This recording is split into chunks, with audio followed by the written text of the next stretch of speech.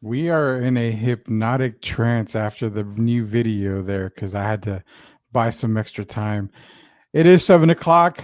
It is Sweep the League. It is Coach Gio, Trey Collis, Rudy Campos Jr., whoever the hell that guy is. And Austin Hartsfield is the late guy today, but he'll be joining us here in a little bit. So it's all four of us again tonight, sweeping the league. We're going to be covering everything from NBA lottery that happened last night. Spurs landing the number 12 pick, which was kind of expected. They didn't get bumped into the top four. NBA playoffs. We've got the Suns up 2-0 on the LA Clippers. CP3 expected to come back for game 3. Hawks and Bucks start tonight. Get our thoughts on that as well. Not only that, Wander Franco had a huge debut last night. Home run, made a great defensive play as well, double play on his own. How big of a star is he going to be? Of course, Austin's going to give us the insight as well. Some MLB doings. Every pitcher is getting the full body cavity search. We're going to get into that because that is crazy as it is. Tales from the Sunshine State, everybody's favorite segment coming up. Hey, guys, real quick, we are live on Facebook. Go ahead and like the stream. Share it out to everybody. Share it to some groups as well. Definitely want to get a lot of groups involved for our talk. Also, we're live on YouTube now. Just search Sweep the League or the Sports Time, I think is on there as well. Search Sweep the League on Twitch. We're live on Twitch. Also on Periscope, which is Twitter. Find us on there. It's Sweep the League, at Sweep the League. Find us on there as well. We're live on Twitter. We're live everywhere around the world. Gentlemen, it is Wednesday night. It is our night. We are live on the Coast to Coast Network as well. How are you guys feeling, man? Y'all doing okay? I mean, last week, Gio mentioned about being on a phone call. We cracked the code. Apparently, he doesn't have a Tinder date this weekend. For those that remember, we're trying to get Austin some dates as well. But last but not least, Gio, what's been going on, man? You been okay? Been busy with work. I literally just got off of work to go to the podcast, and then I have a meeting at 8:30 for our overseas team. So, but I'm here. I showed up. I'm not late. Yeah, you're not late this week, so we don't have to get into any more cracking the code or Perry Mason type stuff. Trey, it's been a week, man. How have you been doing this past week? Oh, man, I'm doing good, man. Like Gio said, it's been a heck of a week at work. Been working late. Went to Dallas this weekend, saw some family, got recuperation in, and man, some great NBA playoff games. I don't know why this year's playoffs seem a whole lot better than previous. I have my own suspicions, but I'm going to leave it up to the fans to decide why. But these playoffs have been great. I just love every minute of it. Oh yeah, man, for sure. These playoffs, the DeAndre Ayton slam dunk last night to win the game. Probably one incredible. of the best. Probably one of the best play calls. Period. I mean, it's not the first time it's happened. Especially in Phoenix, they're calling it the Valley Oop is what they're calling it now. So last time was with Tyson Chandler. So great series. We're going to get right into the playoff talk now. We've got some lottery doings that we've got to do. But first, if you want to follow us, myself is at Sweep the League on Twitter. Coach Gio is at Coach Gio with double O at the end. Trey is at Trey 3025. Austin is at Hartsfield MLB. Of course, Austin is the celebrity of the group, so he gets the make believe white check mark, blue check mark, whatever you want to give him. So we're definitely gonna get into some playoff talk right now. Hey, we did say the Suns are up 2-0 on the Phoenix Suns. On the LA Clippers. No Kawhi Leonard. There's rumor and speculation that Kawhi Leonard may come back for game 3. I don't buy that because you're messing with an ACL injury here. Why in the hell would you rush a player like that back? You're talking about career-ending stuff if you rush him back. But we do see CP3 news coming out saying he might be ready for game 3. Does this spell disaster for the Clippers if CP3 comes back? I did say Cameron Payne was going to be huge. He has been huge. He's been major in this series. Yes. Huge. So, yeah. So if you've got CP3 coming back, is it over? Are we talking a sweep of the Clippers? I need to know, guys, what are we looking at here? It could be a sweep. I think the Clippers have a game left in them, but if no Kawhi Leonard, I just don't see them winning this series. And Pandemic P, he had a golden opportunity last night. We talked about him last week, right? He played well in that Utah series. Got to give him a lot of credit. But this game was on a silver platter. and just the free throw demons just essentially just attacked him. But that last defensive play, though, essentially an alley-oop on a second play, you let that happen. This just feels like the Phoenix Suns season. It's just starting to feel like it's just meant to be. And with the Nets out now, I think Phoenix, they got to be probably the favorite of them and the Bucks to get to the finals. But I just don't see, if Kawhi Leonard's not there, can they beat this team 4 times? They're already down 0-2. Not saying they can't, because they did it against the Mavericks, as well as their first-round opponent. I just don't Austin see it. Hates you for saying that or making him remember that, but whatever. Austin, you have more problems right now with your team than losing in the playoffs. Just saying. Calling him out. Wow. That's terrible. Trey, give it your insight on the 2-0 lead for the Suns. Obviously no Kawhi Leonard. I even think if Kawhi Leonard was there and you had a healthy CP3, I still think the Suns win this series regardless. It's not going to be a sweep or even a gentleman's sweep. It'll go be a longer series. But would you rush Kawhi Leonard back for this series, or just, hey, take the rest of the year off, get ready for next season? That is the ideal thing to do. I just can't see them rushing him back for this series at all.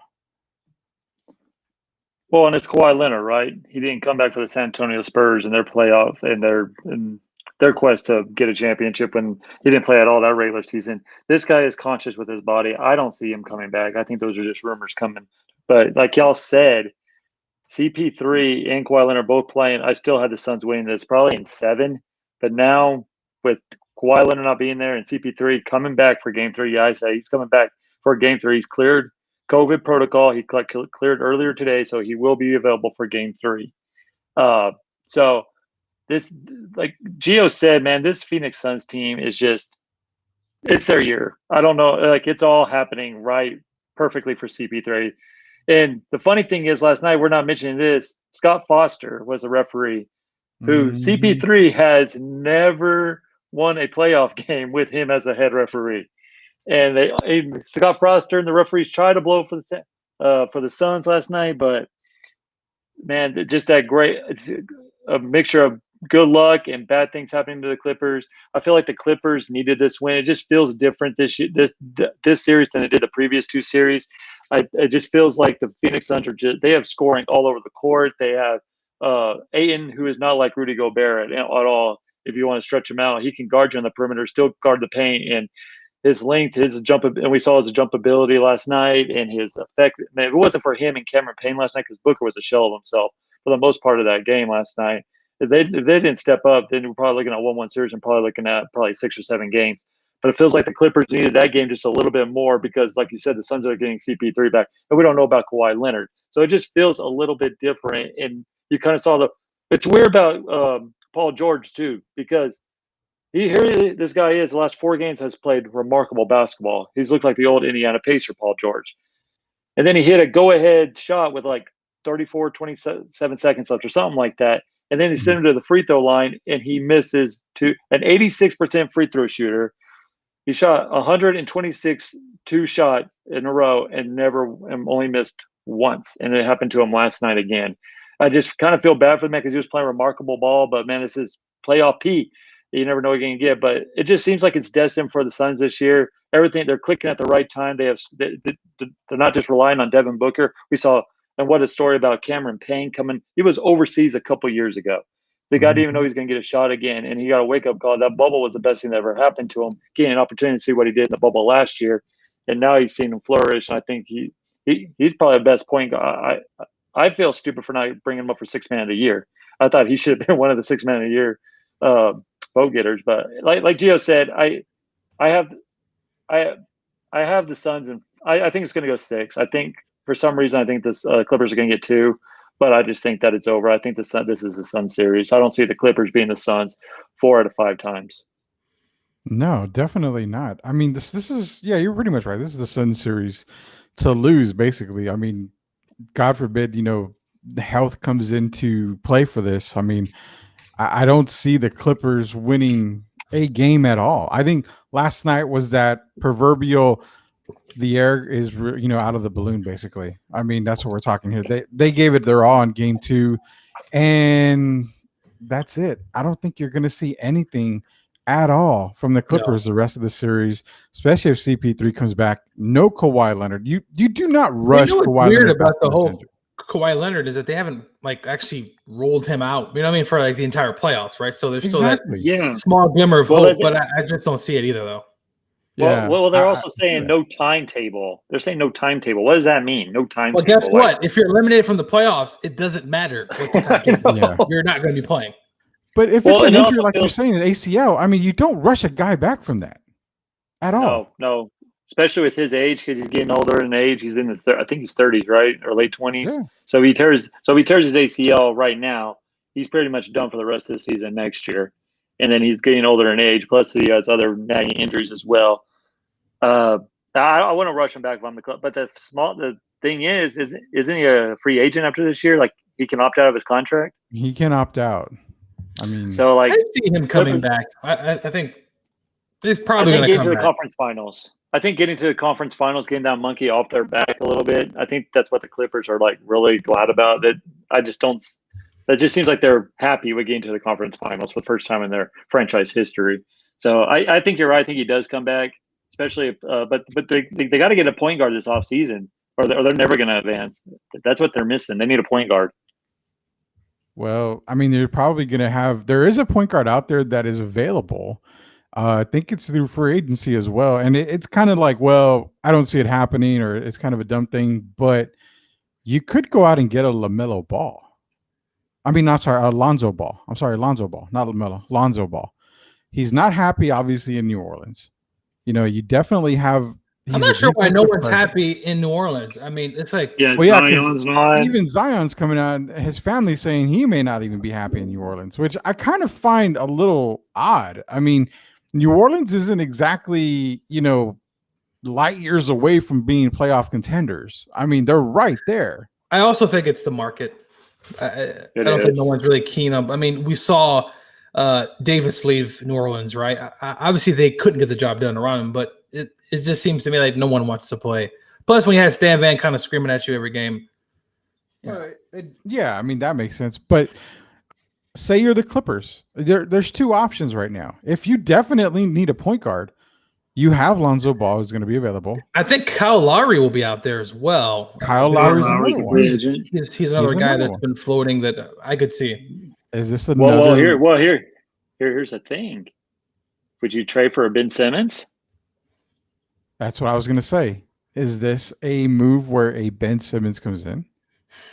I mean, because they got shooters, right? They're one of the best 3-point shooting teams in the league. They have free throw shoot. You just need a guy to facilitate and pass the ball, because that's what the Clippers. They have no one to orchestrate their offense. Bradley Beal is not a point guard. Rajon Rondo's a shell of himself half the time. He has one or two good moments at the end of the game. They just don't have anyone at the late game situations to control that, like the Suns doing Chris Paul, or the Hawks doing Trae Young, or whoever, or the Warriors having Steph Curry. Like this team, to move on, they need a point guard. They don't have that right now. Same thing with the Lakers. Lakers don't have a point guard. These LA teams need point guards, and this is the year they need to go out and get them. I think a Ben Simmons thing would be great, because you can orchestrate. You can put Kawhi Leonard in a spot. You can put Paul Pierce in. They're not asking him to do too much, bringing him, making decisions, get him to be the big assist man, and just letting them do what they do best. So I think Ben Simmons would fit great, but I mean, Ben Simmons would fit better a lot of other places too. But I wouldn't be surprised if the Clippers went out and got him. Yeah, I'm hoping that Ben works on his game this summer. Well, I mean, and John brought up a point here. Damian Lillard to the Clippers. I mean, ain't gonna happen. You're talking about. You say it can't happen, but I mean, I didn't say can't. I said it ain't gonna happen. Okay, well, it ain't gonna happen, is what you said. But is Jerry West still there? Yes. So I mean, I wouldn't put it past him. He's done some. But it's Damian Lillard. But Damian Lillard, that's not the true point guard that the Clippers need, right? No. But he would be a huge upgrade to what they have right now. He is a scoring guard. So yeah. I mean, do you package George? But why would you get rid of George? I mean, the idea is to keep Kawhi Leonard and Paul George. So you definitely want to go, like you said, a Kyle Lowry is definitely a good fit for them there. That's probably a better fit. A Ben Simmons, if you can pull that kind of deal off, which you're going to have to give up one of those guys to get a Ben Simmons because of the contract. I mean, you're going to have. I heard a report that Kyrie Irving could be on the block.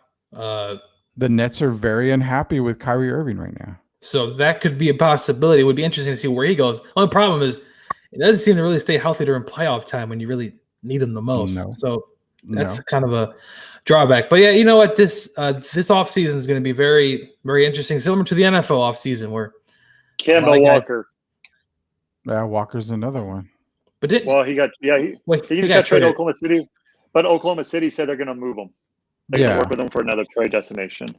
It's either trade or they may just buy him outright. I mean, Oklahoma City does have a cap. I have to give them credit. They do a lot of collecting draft picks. Very good. And they get rid of players when they need to. I mean, we've seen a dozen of guys go through there and just get traded. So they have a ton of guys. Kemba Walker. Yeah. And you know, there's a lot of because the whole Ben Simmons talk too. If we keep on that real quick, you've got Ben Simmons rumored to actually one of the top places is the San Antonio Spurs, and I see the reasoning behind it, but I don't understand it. I mean, you've got a lot of people saying you're getting a 3-time All-Star, you're getting an all-defensive player team. I mean, there's positives to Ben Simmons being traded to San Antonio. You get a good 4 years out of the guy. He's not even 25. I mean, he's still 24 years old. So I mean, you're getting youth, you're getting the player, you're getting an all-star player. And the only thing that keeps me back is you've got to get a scorer, and he's not necessarily a scorer. So it's not that I don't want Ben Simmons in San Antonio. I would see it work, but it's scoring. I can't see it work. See it work. I mean, listen, I believe Chip England's still there with the Spurs. A guy that Tony Parker has talked about that really helped his jump shot. Maybe the Spurs can get him in there, and maybe they could just work on his mental game because he has all the tools, right? We can see that it's clearly mental. I mean, the guy only takes like 4 shots a game, right? I think it can work. Call me crazy. I know he's mentally ill right now, and it's just not working out. But I think with a new team, a new city that will embrace the kid, I think he just has too much talent. He's made 2 all-star teams, all defensive teams. I think he's shown some. I mean, he scored 42 this year against forgot what team it was. So we see the flashes. We just need, and maybe Greg Popovich and that staff can get something out of him. I would be very interested in a Ben Simmons in San Antonio. Calling me crazy, but I would love to see something like that. I'm calling you crazy because the San Antonio Spurs don't need Ben Simmons. I am. The Spurs were dead last this year in 3-point field goals made. They cannot score the raw. They need 3-point shooting. Ben Simmons does not give it to you. Even if he does improve his jump shot, who are you going to get to replace him in the 3-point for 3-point? Patty Mills ain't going to be the best 3-point shooter for years and years to come. So I mean, they need to go out and get that 3-point shooter over Ben Simmons. I'm sorry because Murray can run that offense. Murray can definitely run that offense. As much as I want 3-point, we just need a guy that some excitement within the Spurs organization because the past few years, let's just be honest, it hasn't been very exciting. We've had some but Spurs Twitter excitement would not work for like 2 or 3 games in the beginning. I'm not talking about them because they're very Dr. Jekyll, Dr. Hyde. But I'm just saying in general to just change some things. The Spurs have always had some very good pieces, very good role players, right? We need some stars here, man. And I'm not saying Ben is the guy, but we do need a star. And I don't know if Rosen is that, and Murray, he's a very good player. But okay, so let's paint a picture here. Everybody in San Antonio seems to want a John Collins here. I mean, they're all hyped. Now, with the Hawks being in the Eastern Conference Finals, let's be real. I seriously doubt Atlanta lets John Collins go this offseason. I mean, there's no way. He's part of that future. So check this out. You go and say you do trade for a Ben Simmons. Okay, so you've got your star. You still have cap space because you're still going to have to relinquish some contracts to get Ben Simmons. You have cap space. What if you go and sign a Duncan Robinson? There's your shooter. Come draft time, you have so many options because you can go Corey Kispert as another shooter from the outside, or you can fill that void in the middle with a Kai Jones, a Jalen Johnson. You can go get a young guy in the middle, so then you're left with potentially, because you can probably do a sign and trade for a DeMar DeRozan to get a Ben Simmons where the contracts are going to almost even out. You may have to give up a Lonnie Walker. They may ask for this year's first, but if you can get away without giving this year's first, giving the Sixers what they want, maybe a first next year would doable. You can look at a potential lineup of a DeJounte, a Ben Simmons, a Duncan Robinson, and a Kai Jones per se, out of the draft. That looks a lot more promising because you do have your shooter in Duncan Robinson. You have your playmaker in Ben Simmons. And for whatever reason, I feel DeJounte and Derek seem to play better off the ball a little bit more. And it allows them to be that scorer that they can be and let Ben run the point to where you don't have to get his shooting. DeJounte can shoot. Derek can shoot. Freeze them up. That's just me throwing crap out there and seeing if it sticks. Is that something that's even possible? And Chris is right. Spurs need an experienced veteran. They do need veteran play. But what kind of veteran are we looking at for the Spurs this offseason? You're not going to go and re-sign a Rudy Gay. Patty Mills, if he comes really cheap, that's another guy you may want to have just for the locker room, but it's got to be cheap. Listen, the Spurs, this is a star-driven league. This isn't the NFL. It's a collective of players. You need stars. And the Spurs, we just don't have the guy since Duncan has left. LaMarcus Aldridge was all right, but not the guy. And that's what they need. And we just – until then, the Spurs are going to continue to be in this kind of loophole where we're picking 12, 13s. And listen, I tell people, if you're going to suck, be the best at sucking. Don't go around the 10th look, because what's it going to do? You're not going to find very much good talent. You might find a stud here and there, but for Spurs, if you're going to tank next season, just tank the right way and just be dead last and everything. But then you have everybody all pissed off. But this is the thing. This is the problem with Spurs fandom is that it's okay to suck. It's okay to be bad. Look at Phoenix, where they're at now. They sucked for years, and they had a legit star in Devin Booker. I mean, look at where Atlanta is right now. They had to get a youth movement. They had to suck for a while. Look where they are now. Philadelphia had to do the exact same. The Sixers had it at one point years ago, but had a season where they had like 10 wins, right? Like, you need to just suck for a while, collect those draft picks. Look what Oklahoma City is doing. I think in a few years, they're going to be back, right? So it's just being in the middle of the pack. Sometimes if you look at the Magic, another team that seems to be in the middle of the pack, they can't seem to break through, right? It's just some of these teams, when you're in the middle of that pack, you might hit a home run, but for the most part, you got to start hitting the draft picks real early. Well, and this is why I kind of got upset with Spurs Twitter today, or not today, this whole year. They're like, "Oh, we need to make the playoffs. We have blah blah blah blah." No, you don't. This draft class is stacked. Y'all should have tanked this year. Well, it's a stacked draft. Who could have helped? You got Kate Cunningham, who would help your point guard needs right there and then. A playmaker, a shooter, all about all the above. You have Jalen Suggs from Gonzaga, who is going to be a star in this NBA league. You have Mosby. You have all these great. This is a stacked draft. This is the year you needed to tank, and they didn't do it. That's why I was kind of upset. Like, why? You ain't going to do anything in the playoffs anyway. You might as well just tank and try to get it. Listen, I've been rooting. They're never going to tank. They're never going to tank. I've been rooting for a tank. Listen, if you're going to suck, just suck the best you can. I get no that. point intended. Cole Yemen is basically here saying, draft Jalen Johnson as our next Rudy Gay, or draft Giddey and trade a guard or two. Josh Giddey is a baller. I mean, he's balling overseas.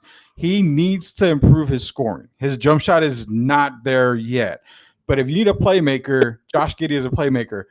I like Jalen Johnson, but at number 12, it's so hard to take Jalen Johnson at 12. Right now, he's projected to be right around, I think, 18 to 24 on draft boards.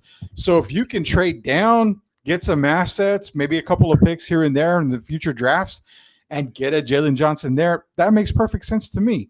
If they're staying at 12, you've got, players that are going to be a lot better than what Jalen Johnson brings out. And the sad thing is Jalen Johnson is good. His ceiling is, it's huge. He's got a lot of potential ahead of him. But Jalen Johnson has a lot of red flags when it comes to personal issues. He's got to get his mind right before he can actually make it in the NBA. The Spurs are a team that can definitely help him with that. I do like the Jalen Johnson pick, just not at 12. But you guys are right. I mean, you both are right. I will not say y'all are wrong when it comes to tankathon. You've got to tank at some point, and that's what we saw. Philadelphia was really good at that. The one team that comes to mind, like you said, I said OKC. You're looking at the Orlando Magic that have 2 top 10 picks in a fully loaded draft this year. Every pick in the first round is going to be big. You have superstar potentials in this draft. You have star potential in this draft. Look at Charlotte, another team. Charlotte, right? Finally got LaMelo Ball, and this was a team that potentially could make a playoff run, right? So you just gotta suck. Now Michael Jordan just really bad at picking players, but you just gotta suck for a while and if you're, as Austin just said, the worst thing in sports is to be mediocre because you're just always in the middle of the pack. You can always overcome. Now you can get lucky, obviously, but I mean, besides that Kawhi Leonard trade, I mean, what have the Spurs really done? I mean, they've got some guys in the draft, but have they really hit that home run draft pick? Well, and I will say this. Well, Lonnie Walker could be a stud in this league, but Greg Popovich refused to play him early in his career, which I mean, not a stud. I'm just saying he's a good bench player who could come and give you a bench at some point. Yeah, but for some reason, he was in the doghouse. And then Johnson, Johnson, he should be he's going to be a stud in this league. But Greg Popovich, I've said this. I'm sorry, Spurs fans, you don't want to hear this, but Greg Popovich needs to freaking retire. He's killing this team right now. That's why they won't tank, because he tries to keep them afloat. But Greg Popovich needs to go. That's the biggest problem. I'm telling you the truth. Tough. I mean, it's so funny because if you're not trying to be critical, then you know for a fact that hey, it's probably time to move on. But without being disrespectful, it's hard to come out and say, oh, hey, we need him to retire or we need to get rid of him. Yada yada. It's kind of like Pop goes on his own terms, basically. I completely see that from Spurs Nation. I really see that. Pop is definitely needs to probably take a step back. I see that. But it's not going to happen. They're not going to let him go. Like I've said before, the franchise, the ownership is so loyal to him. They're not going to pull the trigger. It's going to take a Jerry Jones type of thing where someone buys the team and says, I can't use you anymore, Coach Landry. You're fired. That's exactly what's going to take new ownership to come in and say, Pop, you did a fantastic job, but we don't need you anymore. And that is the tough part about it. Well, why don't they just move him out of coaching and put him in the front office somewhere where he's still like a Brad Steve, like so he can nag? Well, I'm just saying, like, but at some point, this franchise is your moneymaker, right? At some point, the Spurs the Spurs fans are loyal. They're always going to go to the game. So they're going to make their money and everything. But at some point, they're going to get fed up with this mediocre bullcrap when all the potential is there. And at some point, they're going to give in to the Spurs organization. They're going to start losing money. That's all I'm saying is, so at one point, this loyalty kick you in the ass and you're like, okay, well, now you need to go. I know Greg Popovich is a great coach. He's been there, 22, 23 years? I mean, it's time for a new regime. It is. I'm sorry, Spurs fans. I think Greg Popovich is a top 5 coach of all time. Some say the best coach of all ever. I would disagree with you. I have a couple others in mind. But he is a top 5 head coach. He brought 5 championships to your city. But at some point, it's time to say goodbye and let the new beginning. I think Becky Hammond would do a hell of a good job for this Spurs team. I just don't get it. I just don't want. I hate saying this, but I think he was fixing to retire until his wife passed away, and I think he doesn't know what to do since that.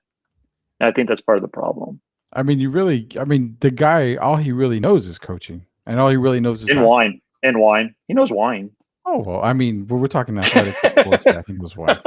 The thing with the lottery. Okay, so we had the lottery last night. Obviously, the Detroit Pistons get the number 1 pick. Houston's got 2, Cleveland at 3, and we're talking Toronto at 4. Out of those 4 teams, Toronto was balling there. I mean, You're losing to Kyle Lowry. You're going to either get a Green or a Suggs in the top 4. I mean, you just replaced Kyle Lowry with an even better point guard prospect there. But Cade Cunningham going to Detroit, I've got to know this because before we get into the Spurs thing, I got to know this part. A, is Cade Cunningham going to stay a Piston forever? Because I just don't see that happening. And B, if you're Detroit, do you listen to potential blockbuster deals for the number 1 pick? Because Cade Cunningham is not going to get you to the promised land by himself. You need a lot of help in Detroit. So if you've got Oklahoma City knocking on your door saying, we'll give you 2 first-round picks this year and a first next year and whatever, even a Shea Gilchrist-Alexander, do you pull the trigger on that if you're Detroit? I mean, you need a lot of help. You need tons of help. You do, but I think Detroit, just go with Cade here. Yeah, I know he comes with some stuff and not 100% sold, but listen, he put up points in college, and he's a guy that I think could fit in Detroit. How long is he going to stay? Some of these guys. I mean, look at Zion, right? I mean, Zion's just barely got there, and he wants out, right? So yeah, but I think Detroit is itching for a winner. I mean, just take your risk. I mean, now if you can get some draft picks, and Oklahoma City could be. They have like 1 million draft picks over the next 4 years. It could be very interesting for Detroit. But if I'm the Pistons, I keep Cade. You build on what you have. And I think they have a good young nucleus right now. So just continue to grow and see where it goes.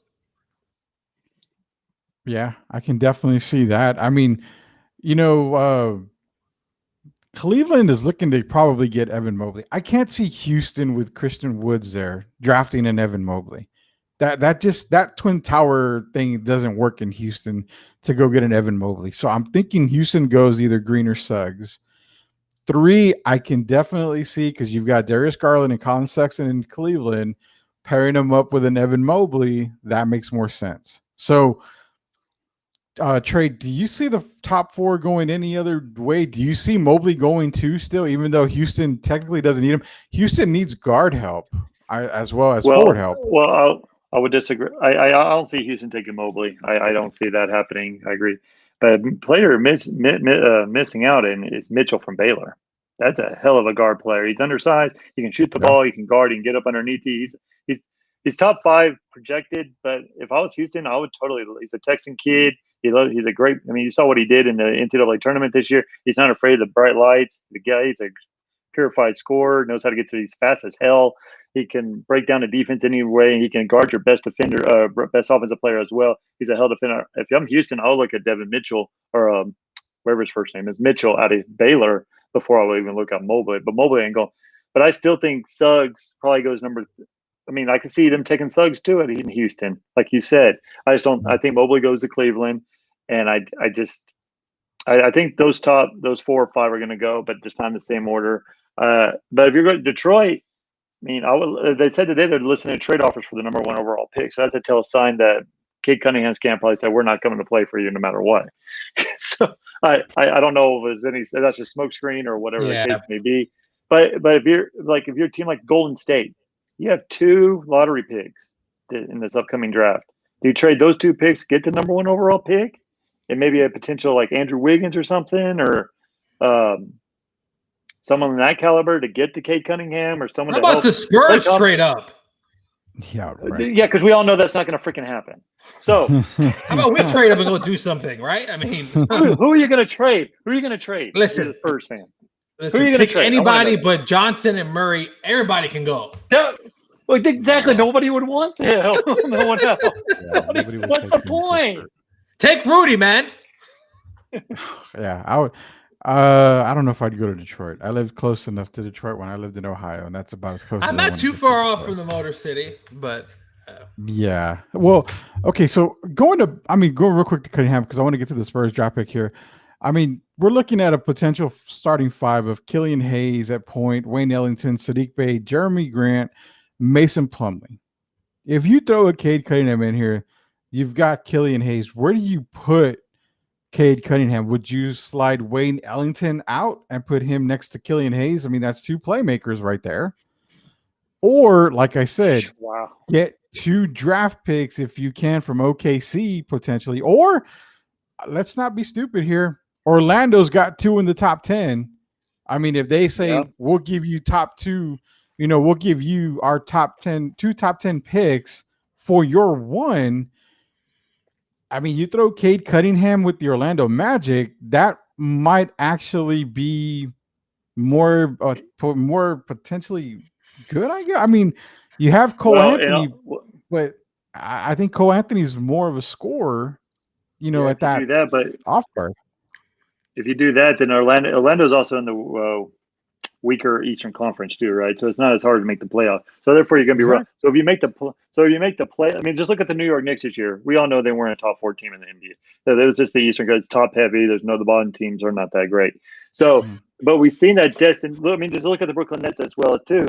If you just make the playoffs, stars will want to come and play for you. Look at Brooklyn. They traded D'Angelo Russell in like a KD deal, signing no, whatever. Send them to Brooklyn. They made the playoffs in a crappy Eastern Conference, and then now you see Kyrie Irving wanting to go there. You want KD, James Harden, Blake Griffin. Now, if you just make the playoffs, if teams just show that you're trying to make play and you make the playoffs, especially like destinations like Orlando, New York, all those warm cities, the players will want to come play, especially with no state income tax in Orlando.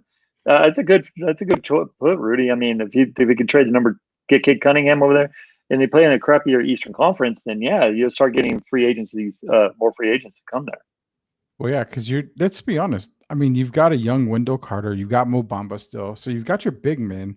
Those guys running up and down the court with a Cade Cunningham and a Cole Anthony, who Cole proved that he can score the ball. So, I mean, definitely could build something good there. If I'm Orlando, I'm definitely trying to see what I can do to get up to 1. But real quick, because this whole show is going pretty damn fast. What you got, Joe? No, I said for the Magic, I think they essentially are starting from scratch, right? I mean, they traded all their guys mid-season, so the Magic are kind of that team that I mean, 2 picks though, that's still pretty good. If you hit some home runs there, a team that's kind of, as Austin said, it's just been mediocre, just not really good. I mean, they did make the playoffs for 2 years in a row, but yeah. Yeah, I hear you on that. So real quick, because as for some reason, our time is just going super fast today. The Spurs are drafting at number 12. You guys got any prospects in mind? I've been naming a bunch of them. You've seen Wagner's been basically tied to them. I want to draft Wagner. I like the Moody pick as well. I mean, it makes sense. You got a 3-and-D player from Arkansas there, but I was loving Zaire Williams. But now that I'm starting to see Keon from Tennessee fall a little bit, I do like the Keon pick from Tennessee. I could get behind a Kai Jones from Texas pick. That's the kid that I'm kind of interested. I know he didn't play a ton of basketball for his whole life, but I think he's a kid that's kind of interesting. Well, if you watch, because I watched a lot of Texas basketball this year, and Kai Jones, like you said, he didn't play at the beginning, but man, he has made stride after. I mean, his athleticism is through. I think he's going to be a great, if he just has the right coaching, which the Spurs do. Spurs have that great. If he gets the right coaching, he can easily be a stud in this league. I have no problem with the Spurs taking a player like that, but I like the Gonzaga, the guy you've been saying all along, from Gonzaga. I mean, he needs some 3-point shooting. He can shoot the lights out from 3. He gives you hustle. He gives you some separation. Gives you more scoring ability. I like that one too. But I don't know. Yeah. Spurs are going to spur. They're going to probably go Euro and go find someone weird. I don't know. Yeah. Speaking of going Euro, we got the international man of mystery here, Austin Hartzell. Deuce Bigelow joining us for the last 19 minutes of the show here. Hey man, so we were talking NBA, obviously. We were talking lottery picks and everything. Spurs, man, do you got a person in mind as far as prospect goes for the Spurs? Since you are such a Spurs fan. No, man, this draft really drops off once you get past 4 or 5, depending on how much you like those guys. So I mean, and especially with me not having a pick, it's kind of hard. It's kind of hard for me to pay attention. But I don't really have anybody in mind for the Spurs. I do have a comment. Thought it was weird that y'all said that the Spurs didn't need a scorer, considering that the highest I didn't scorer say on the that. contract I averaged did not 50 say Who points said a game. that? I didn't say that. No I way. said the It Spurs. was one I of said the y'all. Spurs need a scorer. I said this. I think it was Rudy because I I said think it brought was up. Rudy who said, "There's no way. We need a score. We can't even score. We need a scorer." Yeah, like you Well, you need to have put the ball in the basket. well, yeah. I mean, that's kind of the point. But Well, uh, yeah. This is the whole point of basketball, right? y'all are completely against this Ben Simmons thing in general. I was 100% completely against it until I really sat down and did the research on it, and now Yeah. I can totally get behind it. Yeah, I mean, think about it. He's so young. Like maybe, and I forget who was talking about it today. They were talking maybe he's just Draymond. You know, sorry, I'm not in my normal That's spot, so I'm kind of No, you're That's good. maybe exactly he's what I've been just trying to say. Draymond. He's an anchor, you know. I mean, he was a defensive player of the year candidate this year. So what? He can't score. He can do other things. They were talking about him being perfect in Golden State, and I I was think he'll talking be about that with perfect my in Golden uncle. State. That is the ideal situation. There is not a better situation out there for him. Him in Oklahoma City would be funny with Presti. Just Presti kind of throwing picks out there and seeing who nibbles and what kind of gets what. Because I mean, Kimball Walker in Philly wouldn't be an awful idea. That's just my opinion, but yeah. Yeah, that's true. That's very true. That would actually, I think, work out a lot better for Philadelphia. But Yeah. there's a lot of stuff that we could go through when it comes to the NBA. We're gonna do a lot more NBA draft coverage. We're gonna be sharing some mock drafts, whether it be lottery, full first rounds, whatever. Also, we'll have first round coverage of the NBA draft, which is I believe July 29th. We're gonna be doing first round coverage of that in with Project Spurs as well. So be looking for that. We're doing some more coverage. Austin's in here, and one of Austin's boys made his debut last night. And when we talked about Wander, it was something of along the lines of we wonder how good this guy's going to be. I'm not going to shy away from it. I did say that we're probably looking at the possible next Mike Trout type player. I want to know, Austin, how close am I to that assessment when it comes to Wander? So we have to understand that this is a generational prospect. I was asked a couple of years, it might have been actually by you on the show, if I would rather have Vladdy, if I would rather have Tatis, or if I would rather have Wander. And that was like a year and a half ago. And I'm pretty sure I said Wander. And even knowing what I know today, I wouldn't change anything. I wouldn't switch up to one of those guys. I love Fernando. Like I've gotten to talk to Fernando. Is just an incredible person to talk to interview. But it's Wander all day, man. This guy's got plate discipline, which Tatis doesn't really have yet. It's like having an extra tool when you have plate discipline in today's game, because that's what everybody wants. Everybody wants OBP. Everybody wants you to get on base. That's the biggest thing. And when you're a 5-tool player and you also have plate discipline, it just makes it you that much more dangerous. I love Wander. There's not a prospect in baseball that I would trade for him. Nice. Probably 2 or 3, honestly. Well, nice. I wanted to get the Wander question in. I do want to get something else in for all of us here. It doesn't look like we're going to get to some more MLB talk, but there is a topic that came up, and it's NBA what ifs. So Austin had this thing about what are the biggest what ifs in the NBA. I'm going to let Austin kind of lead this a little bit.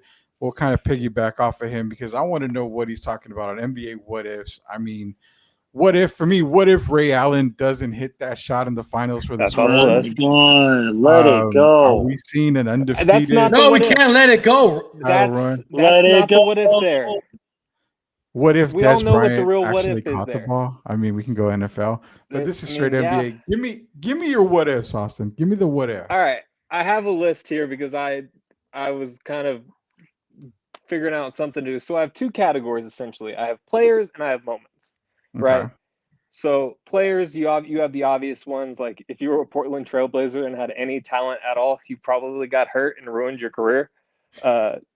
Bill Walton, Brandon Roy, Greg Oden. Greg Oden. Same thing goes for high Celtics picks, whether it be Reggie Lewis or it be Lim Bias. Roy Tarpley is personally my favorite because those 90s Mavs teams were so bad, and going back throughout quarantine and just finding those games and watching what that guy could do physically before drugs and the law. I mean, minor details, but that's a big one for me. Moments is a lot more fun. Okay. And going back through this, I found a ton of Spurs moments. So essentially the Spurs are 2 plays away in the early 2000s from going to 5 straight finals, right? So you're the Fisher shot and you're the Dirk foul. That damn Dirk foul.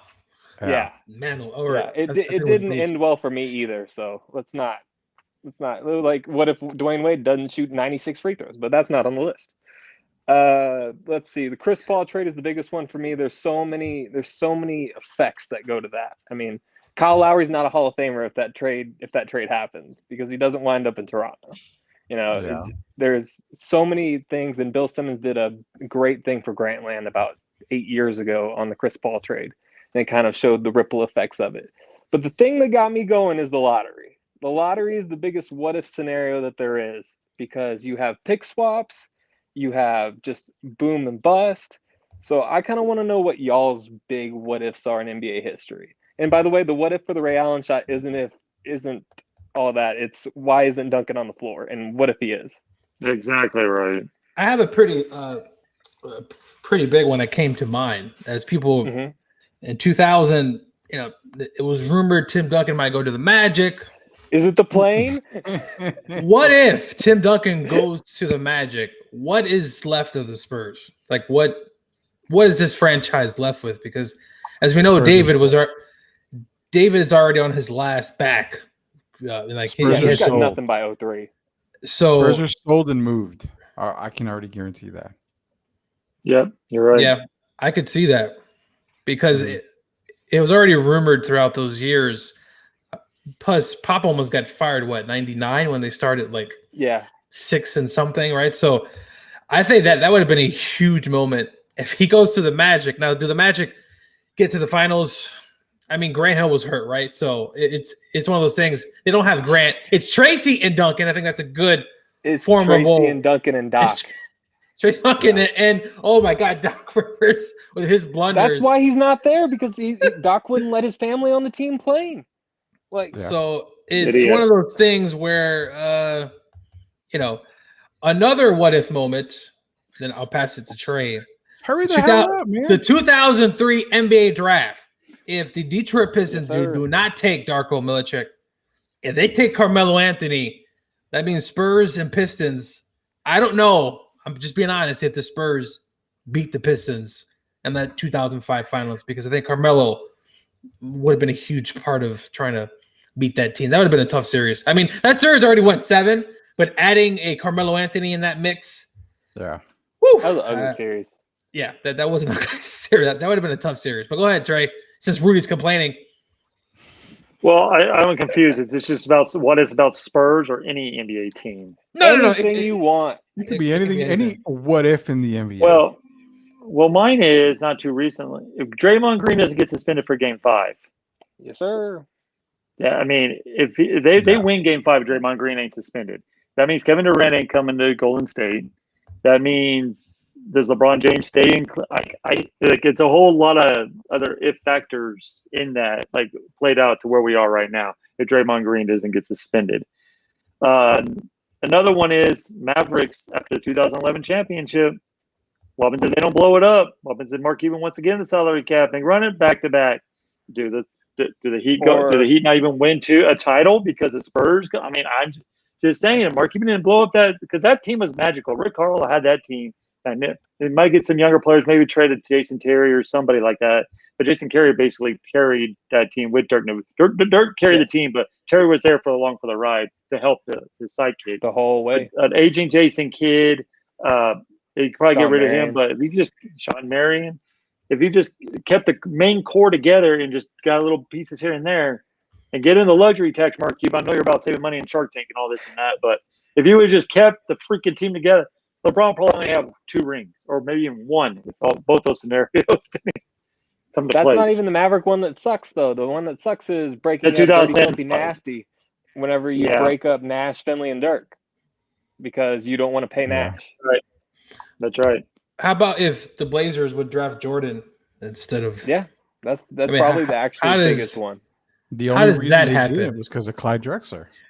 Well, to be fair, I mean, wait, no, they ended up drafting Sam Bowie, right? That draft. Sam Bowie was that year. So to be fair, the big man ruled the NBA. I mean, Hakeem went to the Rockets and Sam Bowie. The NBA was a big baller thing, right? So the big men ruled.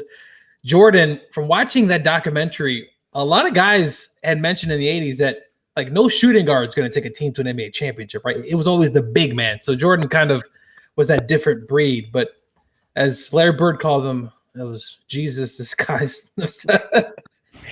Jeez, man, that's a crazy. But go ahead, Rudy. What's your what if? So there's a few of them that I've got. There's 2 of them that are way before you guys' time. I know that. But let's go. My first one is, what if Len Bias actually plays in the NBA? Yes. We're talking about a guy who is potentially, and I'm saying potentially because I saw him, I saw a little bit of highlight stuff in college, potentially a better player than Jordan would ever have been. Ask Coach K about it. Yeah.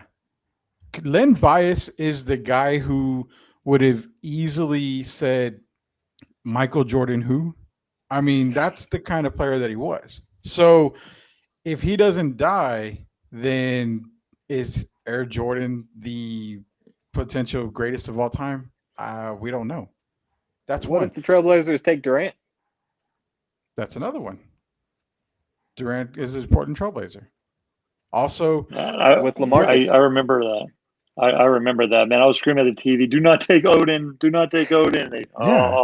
Odin had problems coming through high school. I mean, he had all those problems. I don't see why, and you only take him because he's supposed to be the next big man, the big thing. It's the same thing with Michael Olowokandi. I mean, the Candy Man. Why do you take Candy? And he's from Pacific of all places. That to me is remarkable. But if Drazen Petrovic doesn't have the car accident, that's a good one. You guys would think Steph Curry is probably the 3rd or 4th best shooter in NBA history. Drazen Petrovic was, according to Michael Jordan, Trey gives me the look. According to Michael Jordan, Drazen Petrovic was the hardest player to defend in the league. We'll get into that. Michael Jordan also didn't guard Steph Curry. He didn't guard Damian Lillard. He didn't guard any of these other players. He guarded Reggie Miller. Transformed the lane. He guarded Reggie Miller. He got a quick trigger. Oh, give me a Reggie Miller. I'm going to be top 5 shooting after this is all said and done. I think I have the best what if. Go ahead. If Tom Brady, that damn Tuck game. If they call that Oakland's way, I think maybe the Colts may have a few more Super Bowls. Who knows if Tom Brady ends up staying there or what actually happened. But if Tom Brady, if the talk rule, if it was a fumble, Raiders win, what happens to the Patriots? I mean, we don't know, but I wanted to say something insensitive there, but I remember we were podcasting. You can do it. I mean, we're okay if you want. But if there's no hurricane, the Saints don't have a Super Bowl.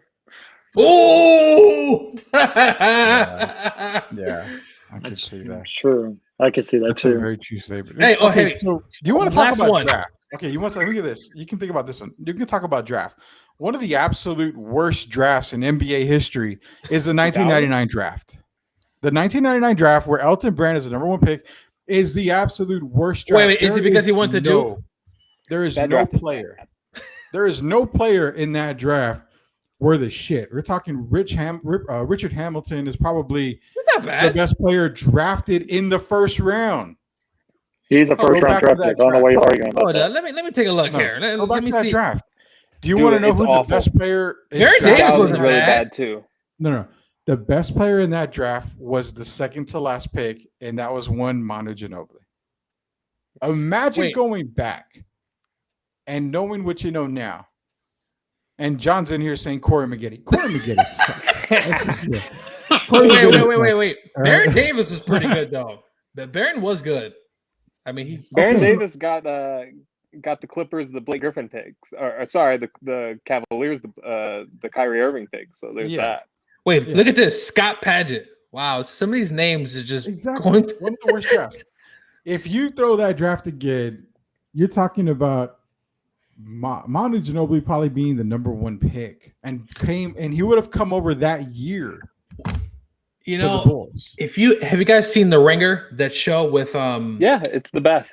So he has done a mock draft, like a redraft of almost every draft since the 1999. And he said Manu would probably go number 1. Yeah. I think Manu would go. Does it? Yeah. There's no way he does it. Go number 1. So Manu's going to the Chicago Bulls. Look at that. And you get Manu at that age, remember, because he didn't come to the Spurs for years. You get a young Manu on a Bulls at that time, and you give him free will. Jesus Christ. Damn, Wally Zerbiak. Free will on that team. Wally Zerbiak. Hey, Wally was good, man. Trained in like from Duke. My God. We're talking the 99 draft, which was one of the worst drafts in NBA history. Hey, I think we should do like a segment like that where we do like a redraft. I'm down. We can do a redraft segment because I guarantee you Trajan Langdon is a 2nd round pick. There's no way he goes in the top. Well, he's 11th here. I mean, your best Calvin Booth. Steve. I think we just show up next podcast maybe? with the top 10s. Our own top 10s from 99. Oh God. Todd McCullough. He played for the 76ers. I remember him. Okay, Jesus. Andre Karolinko would definitely be a top 10 from that draft. 100%. I'd give it make it 47. Steve Francis would be another one. Obviously, Manu Ginobili's there. That's 3. Can you really say, okay, Andre Miller had a good career. I'll give him that. Sean Marion had a decent career. I'll give him that. Maybe that's 4 and 5. Can you even say James Posey was decent. Rip Hamilton, Steve Francis. Y'all leave James Posey alone. He's a pretty good. I mean, he was all right. James Posey. Posey was good, but is he top 10 from the 99 draft? That's he might be though. Draft, maybe. Yeah, he could be though, Rudy. I mean, who else are you gonna? Michael Ruffin from Tulsa. Oh. Calvin Booth. I remember Calvin. Jonathan Bender is Don't the mention 5th Calvin pick in Booth's the name. draft.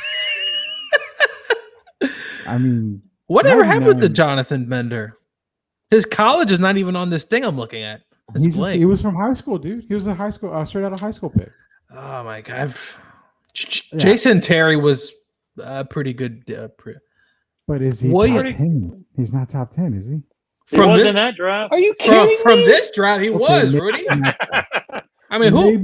Is this a joke after all those names that you named? Yeah, Rudy, seriously. He has to be top 10. Leon Smith. Jesus. Okay, so if you had those 9 and you've got one more guy, real quick before we leave, Devin George. Devin George is also. I'm going Todd McCullough. You're because he was on that 76ers NBA Finals team. All right, so I'm thinking Todd McCullough. So last week we had the whole Tinder thing, which I'm still working on the Tinder thing. We're gonna get the details of that. I actually had a lot of people message me if we're gonna do the Tinder recruiting challenge, and that's like still a go. We're gonna have to actually get the 99 redraft show going. So we'll get that going. I mean, we just had the show. I mean, we just had. Yeah, pretty much. Let's pick another one. But we got 10 seconds left here. So till next week. Hey, for Austin, for Trey, for Gio, we swept the leagues. All of them actually, MLB, NBA. We're gonna get into this 99 draft debacle here. We'll probably do that on the next couple of shows here. Follow us more on Sweep the League. You can find us on Twitter, YouTube, Facebook, and Twitch. We're going to be doing some mock drafts here pretty soon, probably some videos as well. So for, like I said, Gio, Austin, Trey, Rudy Campos Jr., we swept the league again. Thank you for joining us. We'll be back next week.